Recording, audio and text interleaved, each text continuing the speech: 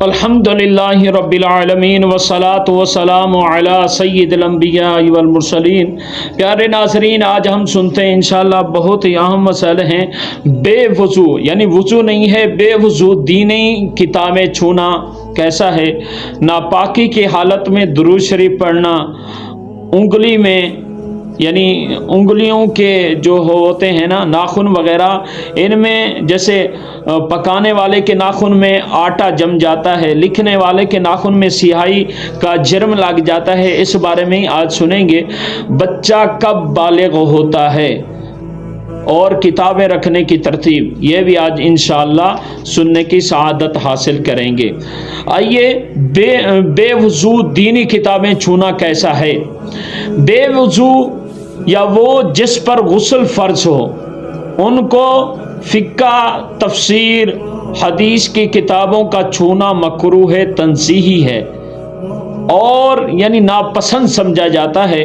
اور اگر ان کو کسی کپڑے سے چھوئے، اگرچہ اس کو پہننے یا اوڑھے ہوئے ہو، یعنی کپڑے سے چھوا ہے، اسے پہنا ہوا ہے یا اوڑھے ہوئے ہے تو مسیقہ نہیں ہے، مگر آیت قرآنی یا اس کے ترجمے پر ان کتابوں میں بھی ہاتھ رکھنا حرام ہے۔ یعنی آیت قرآنی ہے اور اس کا ترجمہ ہے تو اس پر ہاتھ رکھنا حرام ہے۔ بے وضو اسلامی کتابیں پڑھنے والے بلکہ اخبارات، رسائل چھونے والے بھی احتیاط فرمایا کریں، کیونکہ عموماً ان میں آیات اور ترجمے شامل ہوتے ہیں۔ آئیے، ناپاکی کی حالت میں درود شریف پڑھنا کیسا ہے؟ جن پر غسل فرض ہو ان کو درود شریف اور دعائیں پڑھنے میں حرج نہیں ہے، مگر بہتر یہ ہے کہ وضو اور کلی کر لے۔ اذان کا جواب دینا ان کو جائز ہے، یعنی جس پر غسل فرض ہو تو ان کو اذان کا جواب دینا جائز ہے، اور درود شریف اگر پڑھ رہا ہے تو بہتر یہی ہے کہ وضو اور کلی کر لے تو اچھی بات ہے۔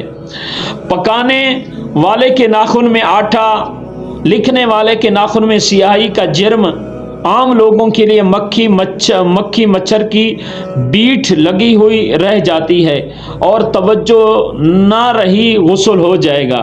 یعنی غسل کر رہے ہیں تو پکانے والے کے ناخن میں آٹا جم جاتا ہے، لکھنے والے کے ناخن میں سیاہی کا جرم جم جاتا ہے، مکھی مچھر کی بیٹھ جو ہے نا رہ جاتی ہے اور توجہ نہیں گئی اس طرف آپ کا خیال نہیں گیا، غسل ہو جائے گا۔